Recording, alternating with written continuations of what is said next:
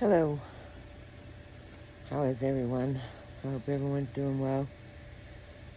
So, the last few days I've been really thinking about these videos and how I can try to do them better.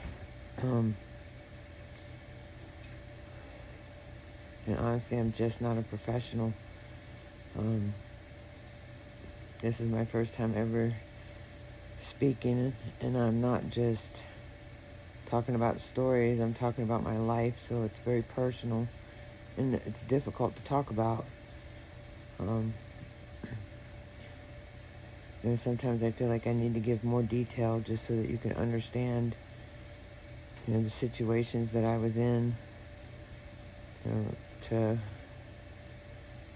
I don't know, kind of let you see what it was like to be in my shoes so that you can understand. I guess, I don't know. Anyway, so it's just very difficult. In the last video, I was telling you, what led up to me going to prison. And I had said that, sorry, my chest has been bothering me. But, I had said that, that he had went in the room and got the bat initially, where the bat initially came from. And that's not true. The other female resident actually gave him the bat. Okay, and that's only important from the aspect that while going to court, it was never discussed where the bat came from. So and that's the only reason why I bring that up. But I had misspoke, so I wanted to straighten that out. I don't know if she physically handed him the bat or if she told him that the bat was in there, but she was actually in the other resident's room while he was out with his Little League coach. And that bat belonged to the other resident that was out with his coach. It was a wooden Louisville Slugger bat that was used in the commission of the crime. The only time I actually ever laid eyes on that bat was when he showed me how he had used the bat, and then again in court. Those are the only times I ever actually seen it.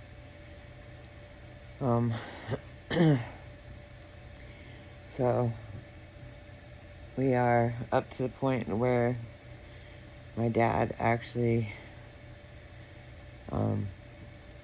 took me to the state trooper's office, and I had turned myself in. He was present when I gave my statement, so I did not tell the truth. I did not want him to know that I knew anything about what was going on prior to it actually happening. So, of course, I left all of that out. Any of the conversations that took place, I left all of that out. Because honestly, I was just scared. Later on, I did tell the truth. I told them everything that happened.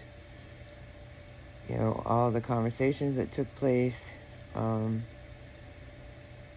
I just never believed that this would actually happen. I was 15 years old. This was not something that really happens. I thought that it was all talk. I didn't start getting scared until he actually had a weapon. And the things that he was saying was just so outlandish to me. Tying cinder blocks to people and throwing them in lakes. And, that's just didn't happen. I could not wrap my mind around it. So, anyway, initially I don't remember what the initial charges are. I know that there's 2 auto thefts, kidnapping, and then I don't know what the charge was before it became a murder charge. I don't believe it was attempted murder, but I don't know what it was. It only lasted for, I think the charges were upgraded to aiding and abetting to first-degree murder for me within that first week. It happened on July 16th, 1988. I was turned myself in on July 18th of 1988. I was taken before the court that same day. It may have been on the 19th, very early in the morning, because I know it was extremely late when I went in front of the judge. Then I was taken to the detention center, so it may have been the 19th. I know that they made the decision to take the worker that was harmed off of life support on the 20th. She passed away on the 20th. The hospital signed her death certificate on the 20th. The coroner signed it on the 21st. And that's important because I'm going to tell you a story about that afterwards. And then, like I said, my charges were upgraded. I was charged with aiding and abetting to first-degree murder, kidnapping, and then the 2 auto thefts. One for each car, obviously. So, the entire duration of my court proceedings went from July of 88 to October of 99, or 89, excuse me. My trial date was actually set for Halloween of 89. So I did not go to trial. Before we even get that far, the first major hearing, I don't remember if a bond was ever set for me or not. I don't know. My family doesn't have money. So, anyway,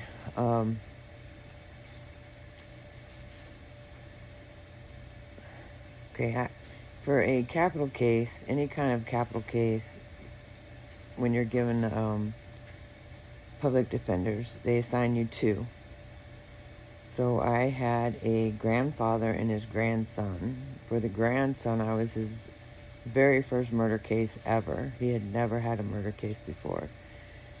And then it wasn't very far into it. I think his grandfather might have been to 1, maybe 2 hearings.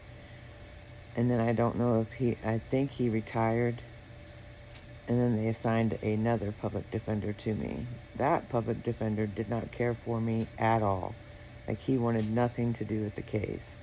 I'm not sure if he was friends with the family or what. And I had no ill will towards him. I completely understood. This was horrible. It's a very small town that it happened in. Pretty much everybody knew everybody. So, what can you say? You can't fault him for that. So anyway, I do not remember his name. I do remember my attorney's name. Of course they were both my attorneys, but I remember the one that was with me from the beginning. He did everything that he could for me. He fought hard for me, but there's only so much you could do. The first major battle was they had decided to try me as an adult, and I was 15. So I can't remember if it took 7 or 9 months for that to come back from the, good Lord, and I knew what it was called. Was it the state Supreme Court, I guess?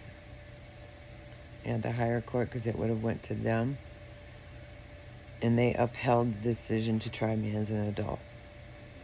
The reason why it took so long is because I was only 15 and because there were so many psychiatrists and psychologists telling them that there's no way that I could have thought as an adult because of all of the things that I had been through. I just was not mentally capable of processing it as an adult. It was upheld. So that means that we're now in adult court. It's not in a juvenile court. So basically, as a juvenile, they could hold you up until you're 21. As an adult, then they can hold you however long. So once that was done, then they started discussing a plea bargain and then set a trial date. So my lawyers basically told me that, that they would go to court, but they really couldn't. There was no way to really defend me, and they couldn't make any promises that I wouldn't spend the rest of my life in prison. And that's what I was afraid of. So I ended up taking the plea bargain. So I plea bargained to a life with mercy sentence and not less than 10 years on the kidnapping. They were ran concurrently, which means on the life sentence, I had to do at least 10 years before I went in front of the parole board. And on the not less than 10 years, I was able to discharge it in 5. So since they ran together, in 5 years' time, I discharged the kidnapping sentence. And then 5 years later, I went up for parole. Now, while I was going to court and going through all of the court proceedings and things, I did thankfully have a therapist who used to come to the jail to see me, and I was in a juvenile facility at the time. I did not know that they were trying to actually bring charges against my dad. That was my whole point in going back to West Virginia to begin with, because I had actually asked Arizona to send me back, figuring that they were going to send me back anyway, so I might as well make it like I want to go back. Because I did feel like he needed to be held accountable, but then at the same time, he's my dad and I love him. So, of course, when I got in trouble, that's the first person I called. I was scared. I didn't know what to do, so I called him. So he had actually went to a couple of my court hearings. My mom actually did come out for, I think she came out for one of my hearings. But she had initially told them that she was afraid of me when they were looking for me before I had turned myself in. Because they had gotten a hold of her and asked her if she thought that I was coming out there. And she told them that if I was, that she was afraid of me and that she would immediately get in touch with them. I don't think she realized how bad it was, because when she did come out to see me, she had made the comment that had she known, that she probably would have ran off with me, because she had no idea. Nobody knew how bad it was until the court hearing started. And then people started realizing how bad the situation was. I think for me, the worst part is the fact that somebody did pass away. And I'll never know if they would have believed me or not if I had told them. I don't know if I could have stopped it or not. But then, of course, my head tells me all the time that I could have stopped it. And it was extremely hard to carry that for all those years, believing that I had the ability to save a life and I didn't do it.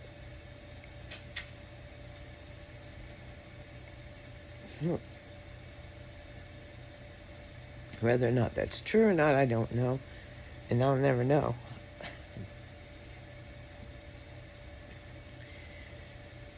But when I've tried to explain that to people, I try to tell them,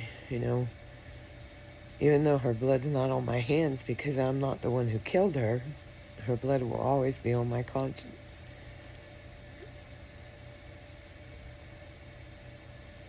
And that's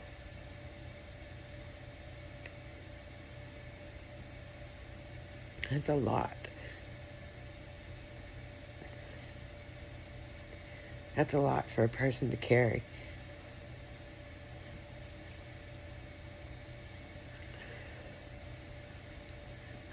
And I have carried it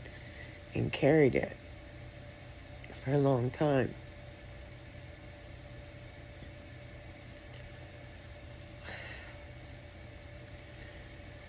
And people have told me over the years, you need to go back to court. You need to go for, I forget what it's called, where the governor does that thing where they take it off your record or something after so long. I forget what it's called right now.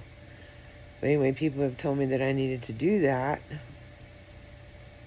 And I would never do it because I didn't want to bring it back up for the family. And I didn't want to put them through that again. Because I can't even imagine. I can't imagine losing a child. I mean, I have 2 kids of my own. And I can't imagine losing them. And so, and I would never try to get anything done with it because of that.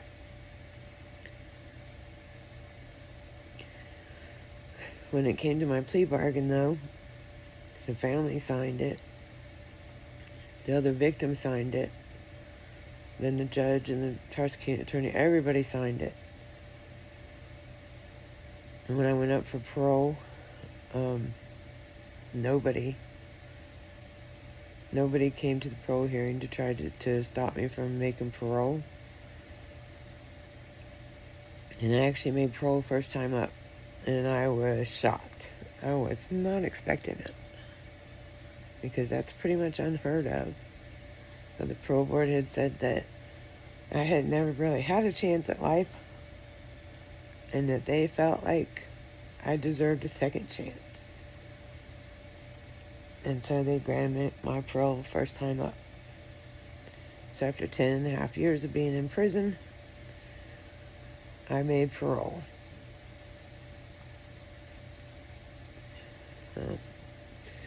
So I tried to go to my mom's. My mom was in Idaho at the time, and Idaho would not let me come to the state of Idaho because of the problems that my mom and I had when I was 13. I am now almost 26 years old at this point. So my mom moved back to Arizona. Plus they said that she was the only person I had in Idaho. So my mom moved back to Arizona, where I had grandparents and my aunt and my uncle and cousins, and I had family.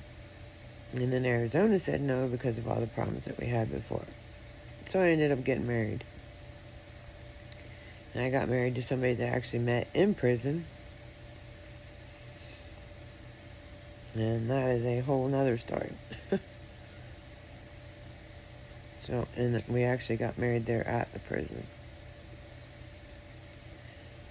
So, those are the details surrounding, or for the crime itself, the court hearings, the time, oh.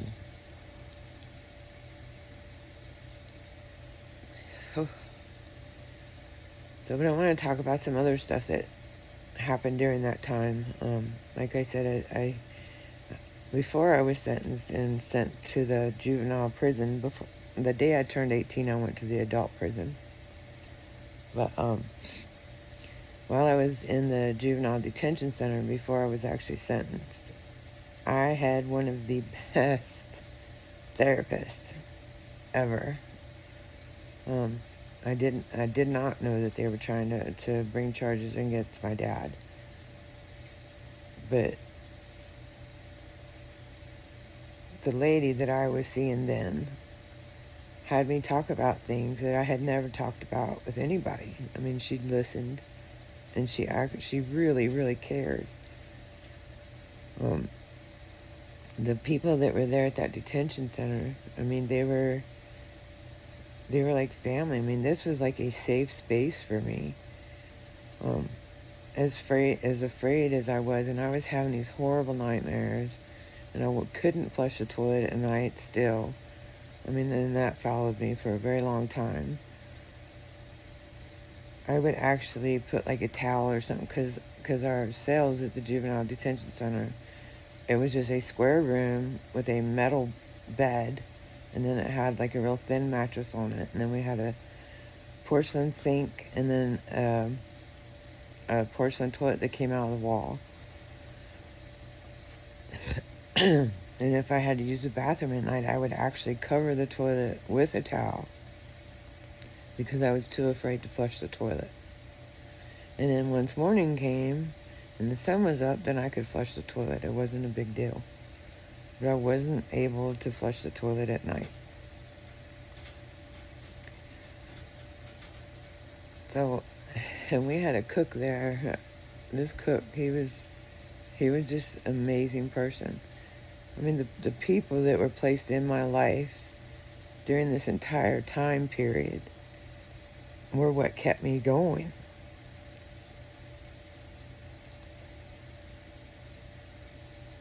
Because the feelings that I had towards myself after all of this, I mean, I had completely just, I mean, a part of me had just died. I have always cared about people. And then for me to be a part of something like that, I mean, it just killed me. I had become a cutter before a cutter was a thing.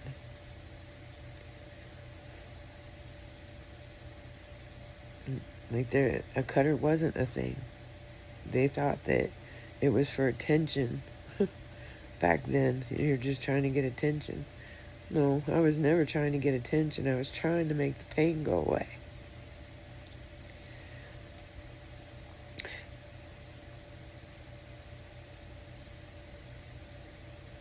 So I would go off by myself in my room. And it was more at the prison. Once I turned, well, I know I was cut myself before then, but I think it wasn't until I got to the adult prison to where it was actually noticed what was going on. And when they noticed that it wasn't for attention, and that I wasn't trying to get attention, I would actually go off by myself. I would cut myself, and the blood that I would see, my own blood, would make me feel better. Like it was like I was letting the pain out. I wasn't trying to kill myself. I just wanted to stop hurting.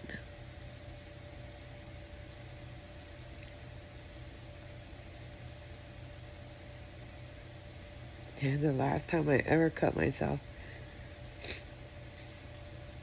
I don't know if it was on my 19th birthday or if it was like right before my 19th birthday. But I was at work. I worked at commissary. I was at work. You know, just having a rough day. You know, didn't really tell anybody. Told them I needed to run over to the unit for a minute. Needed to run to my room and grab something. Went over. Cut my wrist a couple times. You know, not trying to kill myself. Just needed to make it bleed a little bit. That's exactly what I did. Came back to work, finished out the day, and it just so happened that the shift commander seen it. And he sat me down and he had a talk with me. I didn't get in trouble. I mean, he could have written me up for self-mutilation, but he didn't. He sat me down and he had a talk with me, and he made me promise never to do it again, and I didn't. I never did it again. That was the last time. Because that man actually cared. He gave a shit. And he let me know under no uncertain terms that if I ever needed to talk, that he was always available. No matter what. And there were so many people like that in my life the entire time I was locked up.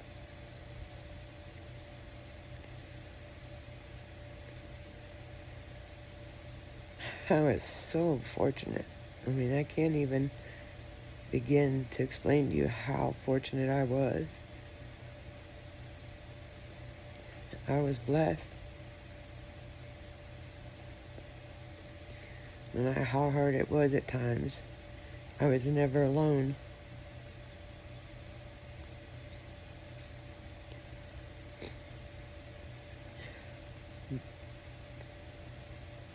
I was never alone.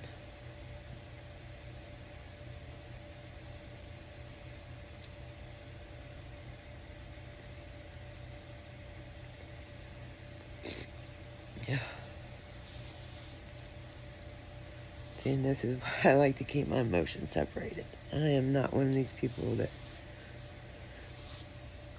like to get emotional in front of people or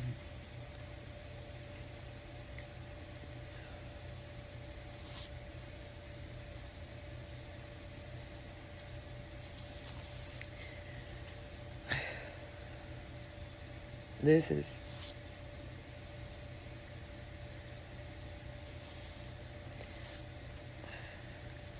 I would never be able to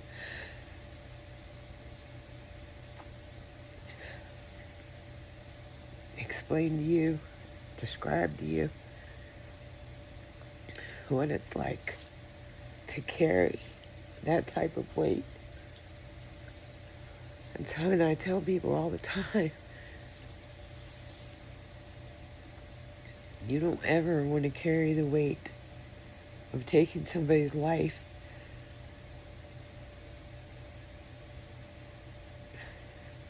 I mean, there are times when it's just completely unbearable. And it was like that for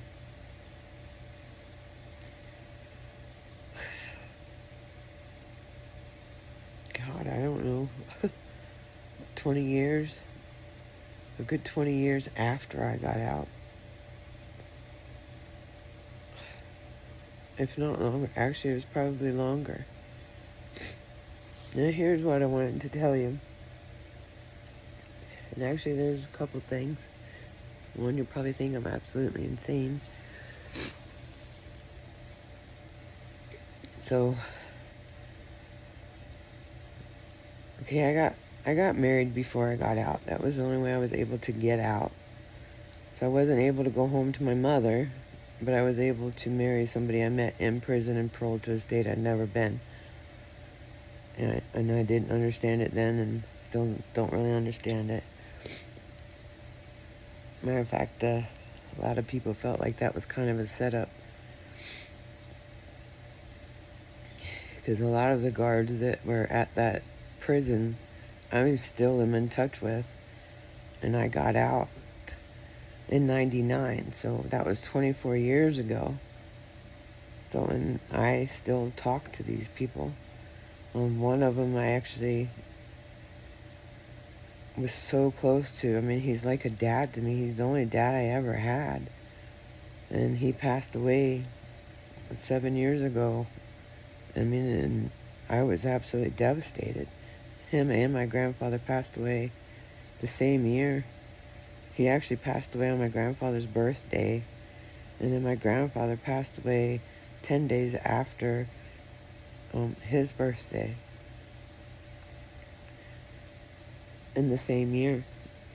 So I lost both of them in the same year, and I was absolutely devastated. But anyway, that's one of those little side things I go off on. I'm trying to suck up the emotion right now, trying to put that distance in there so I can get on to the next thing. Sorry. It's hard. Like I said, this is why I don't like to do emotion. And then I can't look myself in the face, let alone looking somebody else in the face. But, might be time for a cigarette break. So, anyway, what I wanted to share with you is, okay, so I got married before I got out. I moved to South Carolina. Never been there before. The only person I had there was my husband, who I married in prison. After I got out, I actually found out that he was living with another woman. It had taken a little bit of time to figure that one out. He ended up dropping me off at a Salvation Army in the middle of the Capitol. So I was carrying everything I owned on my back and forth to a daily labor place every day just to make a few bucks for food and to be able to survive. And every once in a while, I would be able to get a hotel room for the night. And then at some point, we ended up getting back together, and I ended up pregnant. Now, that in and of itself was a miracle. And I'm going to tell you why. Because my initial therapist at the detention center actually took me to be examined and was told by the doctor that I would never have children because the damage was so severe from the abuse that I had been through. So I did not remember this being said. But when I gotten back in touch with her, when the boys were, I don't know, maybe, I think my oldest might have been 12 at the time, and he's 23 now. So maybe 11 years ago. She was stunned to find out that I had children. But anyway, so the fact that I was pregnant was a miracle in and of itself.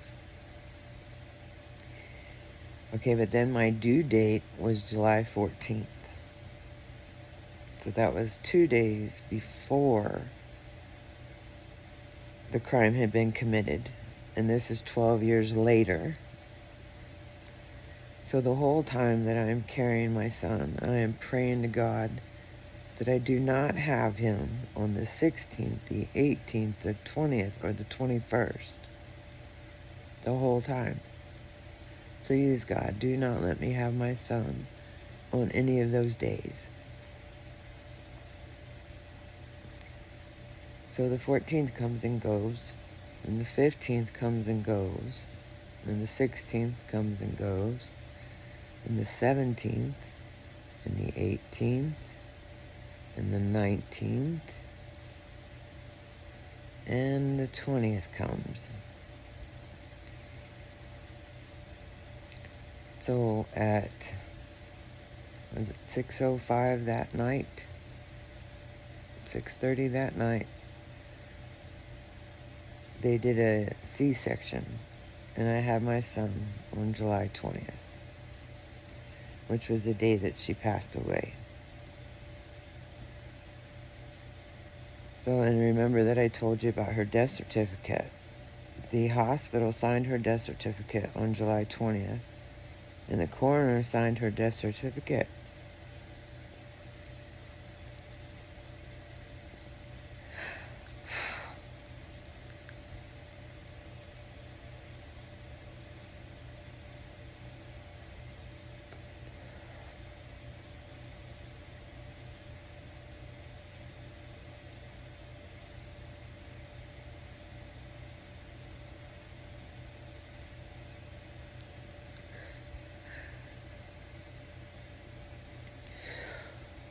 on July 21st. So mine and my son's bracelets, hospital bracelets, did not match. One of ours had the 20th on it, and the other one had the 21st. And I had actually turned the one into a 0 because I was afraid they wouldn't let me have my son because our bracelets didn't match. I was afraid they would keep him. And I actually have our bracelets in my jewelry drawer. And if I didn't realize I was going to tell you about this today, I was going to bring them out. But I will go get them. Yeah.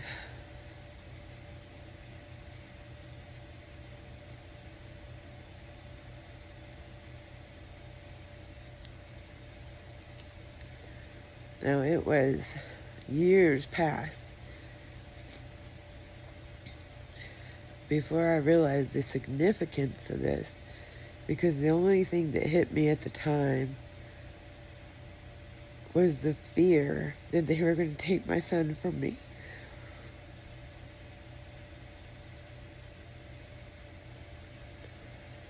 And that baby meant more to me than anything in the world.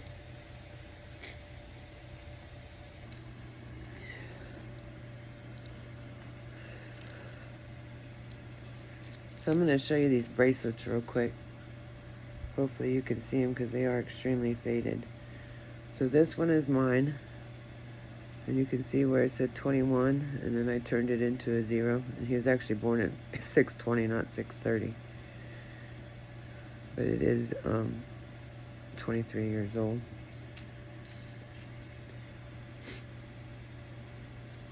And then this was his bracelet. And I don't know if you can read it at all.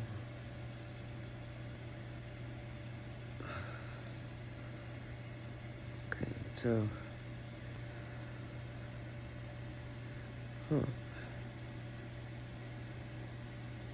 Well, I can take a picture of him and put him... I'll put him in the comments so that you can see it.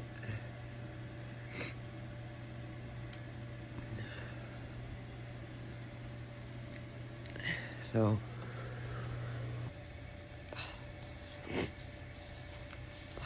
But, thankfully I was able to finally get my emotions in check a little bit. But, anyway, and then a few years ago, and I don't know, some people believe in it, some people don't, I actually went to a medium, I don't know, maybe it was 3-4 years ago, for healing. Not for any crazy stuff, just for healing. Because this stuff still weighed on me so badly. And it was specifically for this. And nothing else in my life, just this. Because I'd still been carrying this weight for so long. And even though when it finally dawned on me that, you know, there was no coincidence between my son's birth and what happened with her death certificate. Like, that's not a coincidence.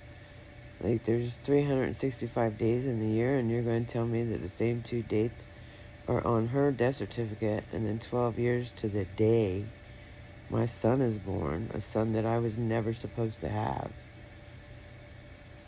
And that's not a coincidence. Like, that doesn't happen. And it finally dawned on me that, you know what, if God is telling me that I'm forgiven, then who in the hell am I to walk around still carrying this shit? But I was.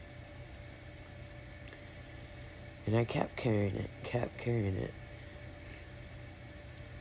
And so it was, you know, maybe 3-4 years ago, you know, and I had seen this lady before, and she's all about healing, and it's not any of the crazy stuff, you know, it's not, anyway, she's given us messages from people and stuff we didn't understand at the time, and then later on we're like, oh, holy crap, you know, that's what that was, okay, got it, oh wow, how the hell did she know that? But anyway, you know, I'm not going to try to convince you, because like I've said before, everybody's entitled to their own beliefs, and I'm not going to sway yours one way or the other.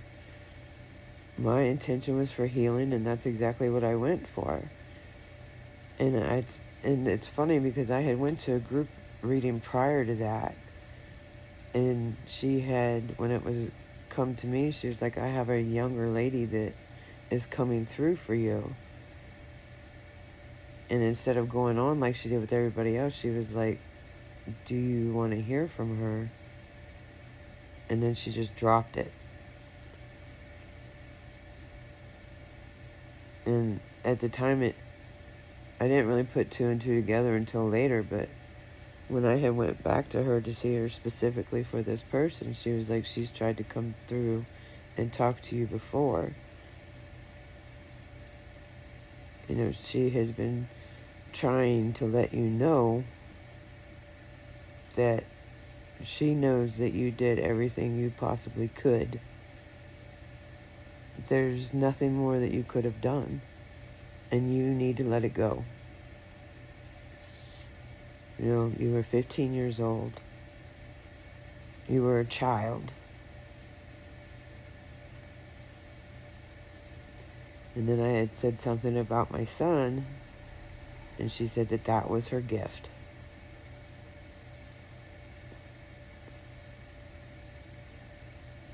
And that following year was the first year that when my son's birthday rolled around, I was not completely weighed down with the sense of loss. I was able to just celebrate my son. And that was a nice change. So I still feel the pain of a life being taken. And I still carry that sense of responsibility.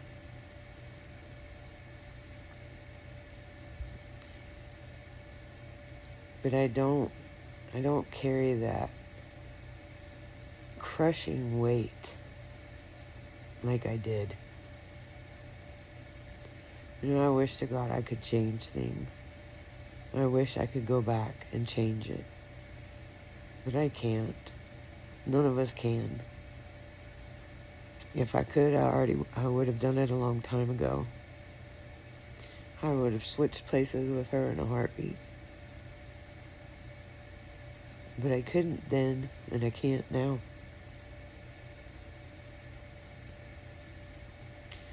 All I can do is continue to try to make a difference. And that has been my goal for years. And I've been at it for a very long time. And I continue to do that in any way I can. That's my goal. I just want to make a difference. If it's helping one person, then that's enough for me. So anyway, I hope everyone has a wonderful evening. Thank you for being here. Thank you for your support. Please continue to keep me in your prayers. I will definitely keep you in mind. Have a great night, and God bless.